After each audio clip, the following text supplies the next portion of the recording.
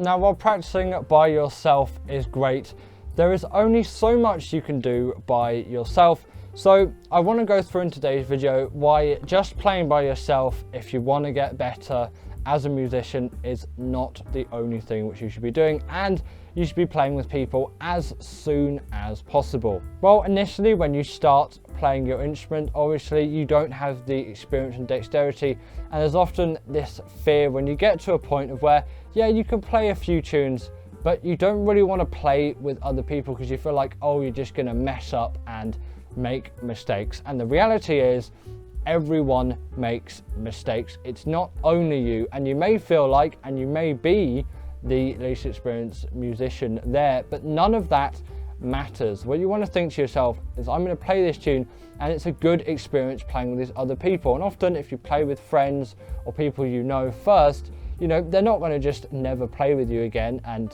not be kind to you and compliment you. And, you know, getting those compliments when playing with other people, even in those early stages, especially in those early stages, really does give you a boost to your own playing. And on top of playing with people is really fun, but just remove that fear factor, essentially, of playing with other people, because it's sort of the worst thing you can perhaps do for your progress.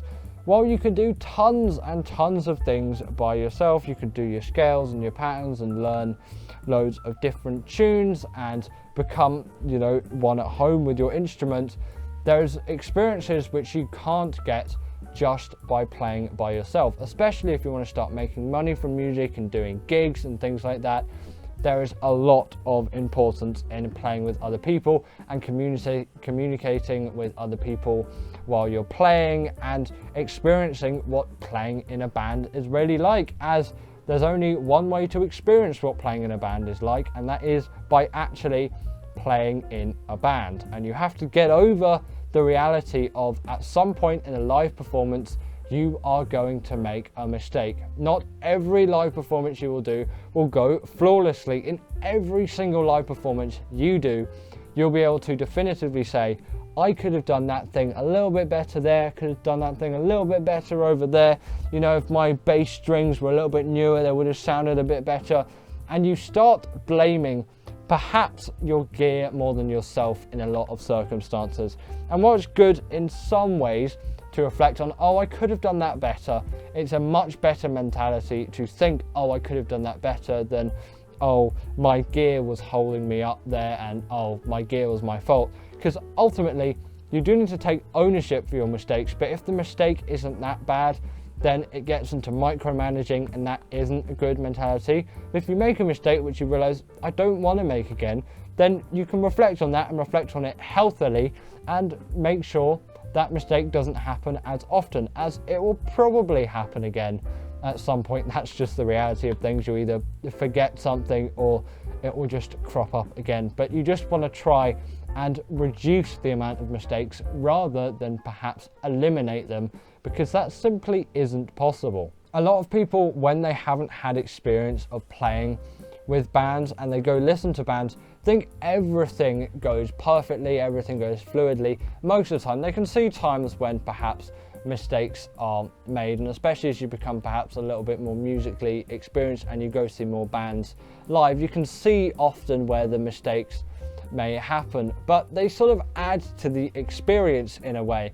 And it happens so often, it happens in every single band, that there really isn't anything to be afraid of. You're not going to get beaten up by anyone unless you're playing with, frankly, horrible people over these little mistakes. And even if it is a bigger mistake, the show must go on at the end of the day. So you just got to keep on with everything and just get back into it as soon as you can. Don't stop or do anything that perhaps will make it more obvious of your mistake. Just keep going and keep plowing through it, essentially, is what you have to do.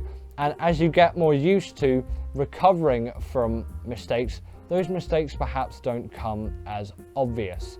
Now, the main issue which you can get from a mistake isn't the mistake being made. They're inevitable, they're going to happen.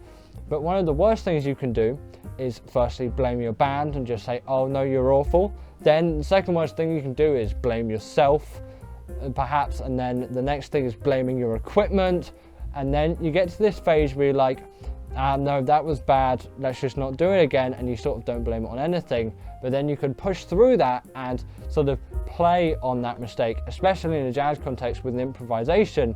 You can play with it, and then you can enjoy perhaps that mistake and, you know, really feel it and incorporate it into the groove. A wrong note played too many times perhaps is a right note rather than a wrong note, and you intended to put it there, and everyone else will think perhaps that you intended to put it there, unless you're playing in a band and, you know, they know perhaps something's gone a little bit wrong, but they still dig it anyway, because mistakes can sound great in some examples, and a lot of great things in music have come from wrong notes or the wrong thing. You can really get good sounding things from mistakes, and also mistakes can perhaps not sound so great, but if the recovery is good, then there's no point worrying about it and no point really going over it. To some extent, you're going to go over it in live performances. But if you don't play with other people, then you can't gauge that experience and be better at mistake recovery per se, because you're not in that position where, no, you just have to keep going no matter what. It's live music. You can't stop, go back to the start of the backing track and just start again. You just have to keep going through it, and you're in a very different environment when you get into that rather than just in the practice room. You have to realize to yourself mistakes are inevitable, and then you have to realize, especially in a jazz improvisation context, you can play off your mistakes and make sure that there's good mistake recovery. But all of this takes time, and a main takeaway from this video, especially if you're a bass beginner, is just play with people as soon as possible. If you know a tune and they know a tune, just have a jam and play that tune together. Even if it's one tune, just play it through and just see how much you enjoy playing with that other person, and just get experience of playing with other people and communicating with other people. And then often you'll probably keep playing with that person, especially if you're good friends, as they know, oh yeah, you play a bit, and then they might say, oh well, why don't you learn this tune and we'll play this, and you can say, oh well, why don't you learn that tune, and then you really start to get into the music, because playing with other people is way more fun, in my opinion, than playing by yourself, and you really miss out perhaps if you don't do it. So take all of that into consideration. Really feel as if that everyone makes mistakes, and at some point you just have to accept that you are going to make a mistake at a live performance, and there's always something that you can do better. But that's it for today's video. I hope you've enjoyed, and I hope that you beginners out there, and just people who haven't really played with people before, or just have stage fright and things like that when it comes to music, have perhaps a little bit more guidance and feel a little bit more calm and excited to get out there and play in the musical space. So that's been it from me, and I'll see you in the next one. Bye.